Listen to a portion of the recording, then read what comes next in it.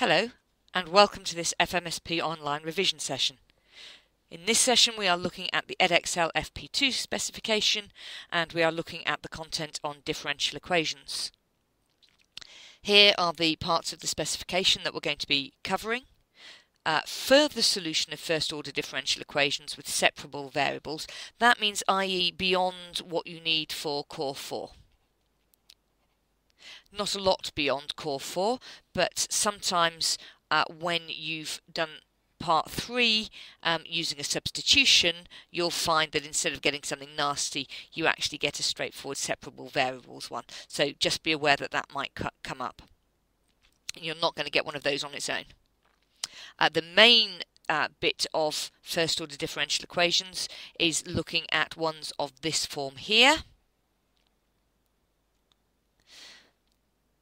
And that might come up on its own or as part of a substitution question. We're also going to look at second order differential equations which come up in this form. It says the particular integral can be found by inspection or trial. Sometimes they'll give you the particular integral or they'll give it to you and ask you just to find a particular constant. And our second order differential equations example question is one of those. And again, these might need a substitution first, which will always be given to you. And the methods for this are the same as for first order. We'll look at first order differential equations first. There are two forms.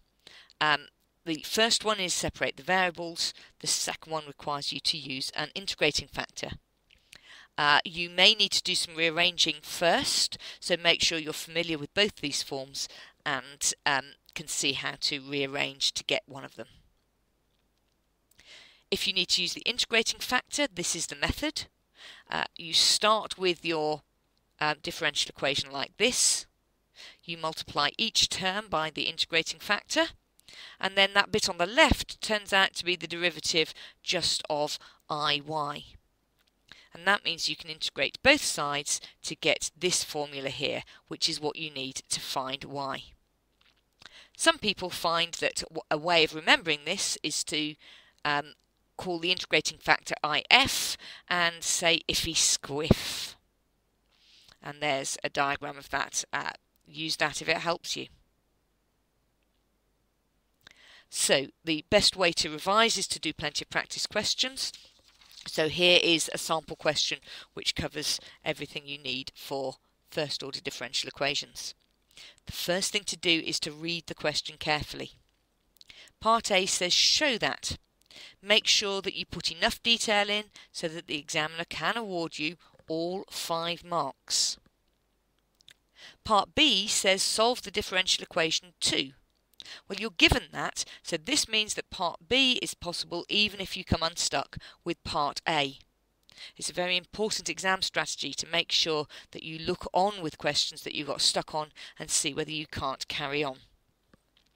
For part C, it says hence obtain the general solution, which means you must use your previous work, but the fact that it's only worth 1 mark rather suggests that actually there really isn't a sensible alternative anyway. Okay, let's get cracking with this question. We've got our transformation here and we've got to get 1 to look like 2. So let's start with z equals y to the half. And that means, of course, that z squared equals y. We need to differentiate this. dz by dx. Now I'm differentiating with respect to x, so using the chain rule, differentiate with respect to y, a half y to the minus a half, and then multiply by differentiate with y with respect to x. That means that dy by dx is equal to 2y to the half dz by dx. And y to the half, of course, is equal to z. So we get dy by dx is equal to 2z dz by dx. Now we can substitute into the equation 1. So equation 1 is dy by dx minus 4y tan x equals 2y to the half, and substituting in dy by dx we've just shown is equal to 2z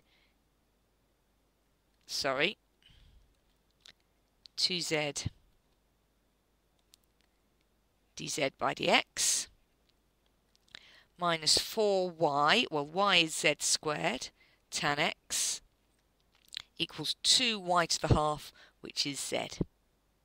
Now compare that with equation 2 and you'll see that each term has an extra factor of 2z. So we'll divide by all of those and get dz by dx minus 2z tan x equals 1 as required. For part B, we now have to solve that differential equation in line 2. So let's start by copying that from the previous slide. dz by dx minus 2z tan x equals 1. This is a differential equation of the standard form that we know, which is dy by dx plus py equals q, except that in this one instead of y we've got z because we had to do a transformation. So in this case p is equal to 2 tan x and q is equal to 1. The first thing we need is the integrating factor. It's a good idea to write down that that's what you're working out so the examiner can follow easily. Integral of p, so that's minus 2 tan x dx. From the formula book that's minus 2 natural log of sec x. I don't want that minus sign in there, I just want log of something, so I can do e to the power. So I'm going to take that minus sign inside, which gives me 1 over what I had, and of course 1 over sec x is cos x. I want to get rid of that 2 as well, so I'll take that in and it becomes a squared. So I get natural log of cos squared x. The integrating factor then is e to the power of that expression I've just worked out, and e to the log of cos squared x is cos squared x. So, using iffy-squiff, my integrating factor is cos squared x multiplied by z is equal to the integral of my integrating factor multiplied by q, which is 1. Might be worth noting that. I've got to integrate cos squared, so that's nasty. I'm going to use a double angle formula. Cos 2x equals cos squared x minus sine squared x is the version I remember, and cos squared x is 1 minus sine squared x. So that is, sorry, I want cos squared x, so that's going to be 2 cos squared x minus 1. And that means that cos squared x is cos 2x plus 1 divided by 2. So let's put that in instead. A half cos 2x plus 1 dx. That's now easy to integrate, so z cos squared x is equal to a quarter sine 2x plus a half x plus c. Now I need to divide by cos squared x, so if I change that sine 2x into a sine x cos x, that will make life a little bit easier. So sine 2x is 2 sine x cos x, so that will be a half sine x cos x plus a half x plus c. And therefore z is equal to, now that first term, if I divide by cos once I get sine, divide by sine again I get tan, so that's a half tan x. The next term has no trig function in it. Dividing by cos squared is the same as multiplying by sec squared, which is 1 over cos, so that's a half x sec squared x plus c sec squared x. And that is z as a function of x. For part C, hence obtain the general solution. So I've got z is a half tan x plus a half x sec squared x plus c sec squared x. The solution of the equation 1, which was the one involving y, so I need to substitute y in. Y to the half was equal to z.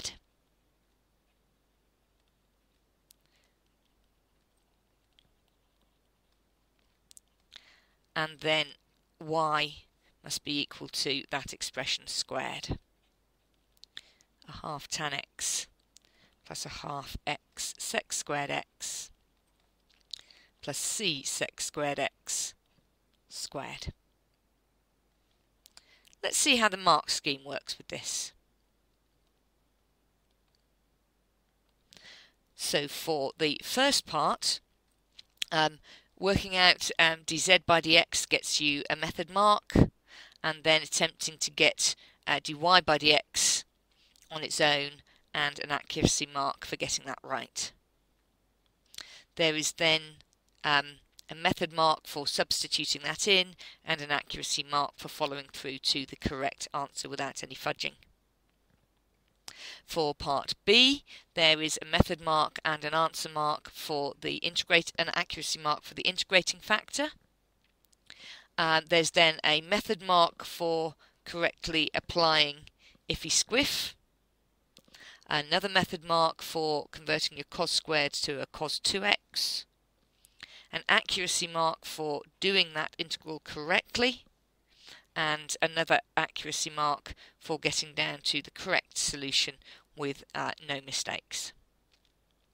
And the last part was a very straightforward substitution, so it's just 1 mark. It's just got to be right, but do note that there is follow through there. So if you messed up the previous bit but do this right, you'll still get the mark. Okay, that's first order differential equations. Now let's have a look at second order. The first thing about this is that there are a number of things that simply have to be memorised.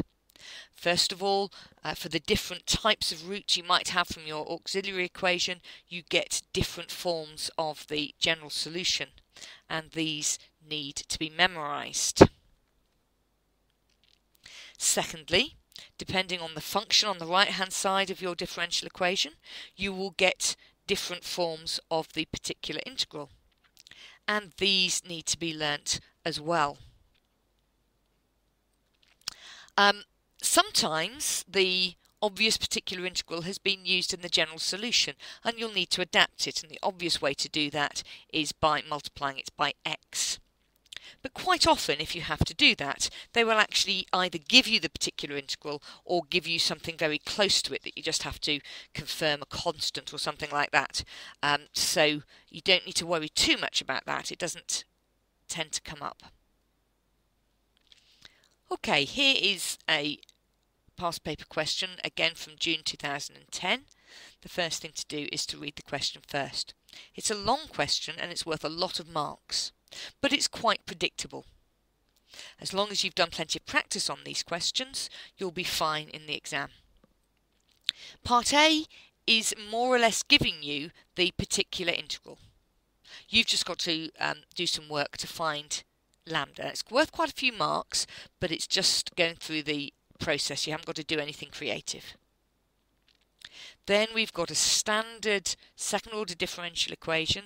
We apply the standard method which you have memorised and which we're going to go through. And then we find a particular solution given the initial conditions. So that's just completing it. It's just broken it down into steps for you. And then there's a sketch. So that's a little bit of an indication that the final solution is not going to be too horrible, because otherwise they wouldn't ask you to sketch it for just 2 marks. Okay, lots of work to be done here. It's worth 4 marks. You are given a particular integral y, and you've got to find lambda so that it satisfies this equation. Well, that just means that we need to differentiate it twice and plug what we get into that equation. So differentiating it once. I've missed out the sign there, haven't I?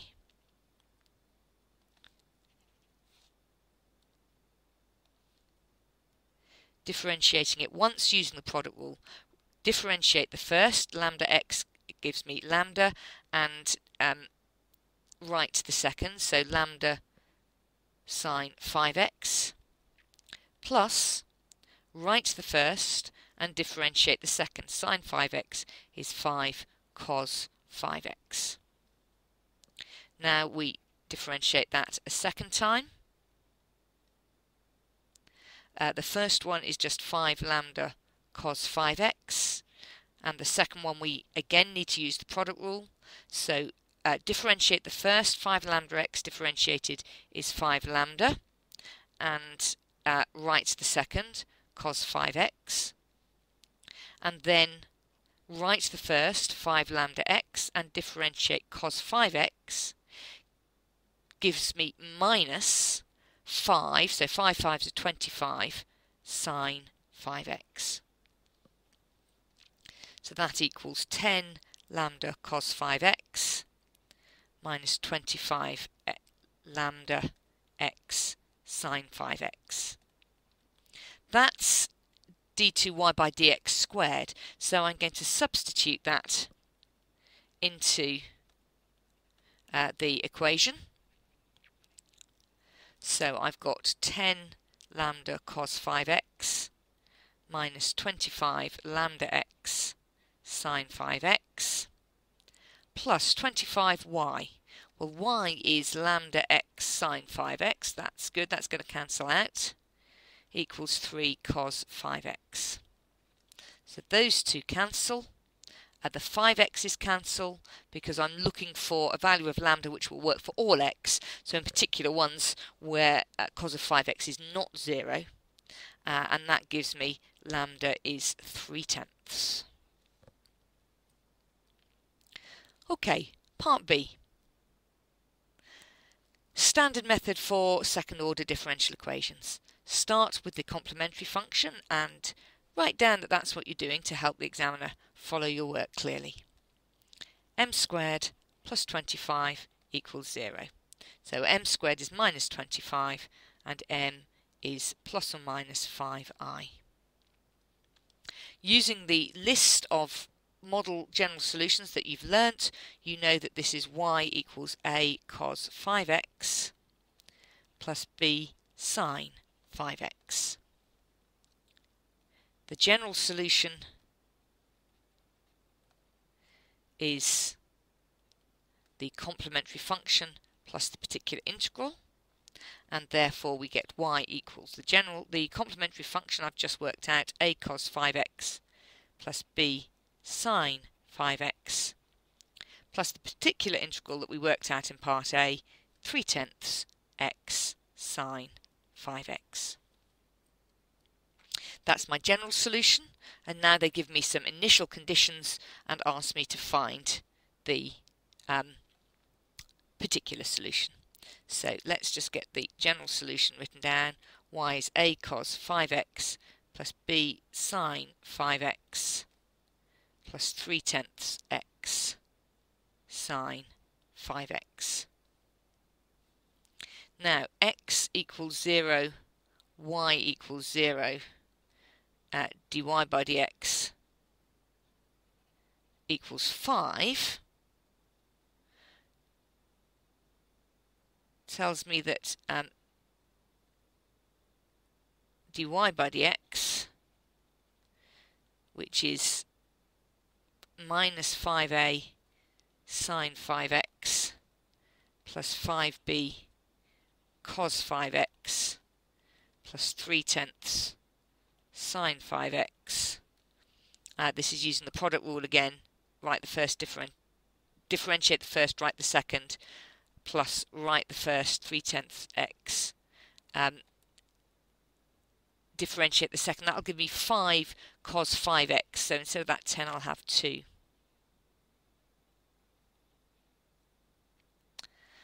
Okay, my initial conditions, x equals 0, y equals 0, gives me that 0 is a. Sine of naught is naught, so nothing there, and sine of naught is naught again, so that tells me that a is 0. And we've also got that dy by dx is 5, so this equation here, 5 is equal to, well, a is 0, so that's 5b cos 5x, and when x is 0, that's just 5b, and when x is 0, the remaining two terms are both 0, and that gives me, therefore, that b is 1. So, my particular solution is y equals, well, a was nothing, so b sine 5x, that's sine 5x plus 3/10 x sine 5x. Let's go back. Oh no, we've got one more part to do. Part D, sketch the curve. So my curve is y equals sine x plus 3/10 x sine x. It does look as if it's a bit horrible, but it's not so bad. Let's take out a factor of sine x, and I've got 1 plus 3/10 x sine x. Now think, if I had y equals a sine x, that is a change of amplitude. So basically this is y equals sine x with a change of amplitude where the amplitude is going to be increasing with x. And in fact the amplitude is basically going to be within the line 1 plus 3/10 x. It's worth noting that we're going up to pi, and I missed out some 5s here, haven't I?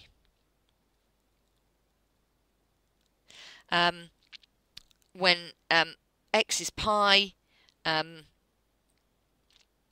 of 5x is 0.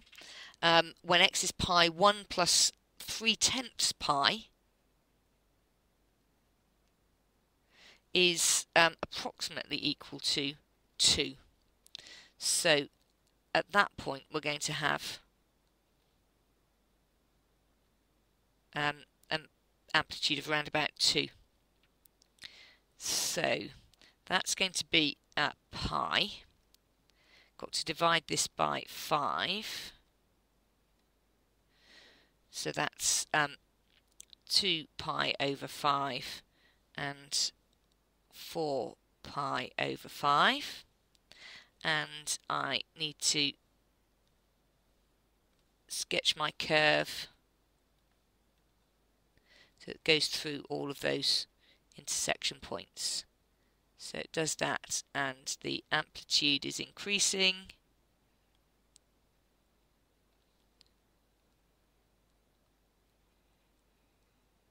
Oh, very wobbly sine curve. Okay, let's have a look at how the mark scheme works here.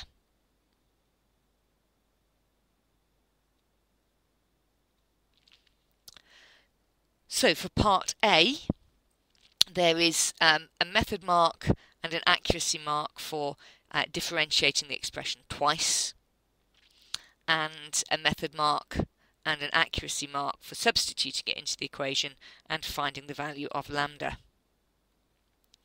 In part B, there is a method mark for getting the auxiliary equation and solving it, and an accuracy mark for having the correct form from the list that you memorised. And just for adding those together, there's an accuracy mark, but it does allow for follow-through. For part C, there is a method mark for differentiating the expression that you had. There's a single mark for working out that A is 0.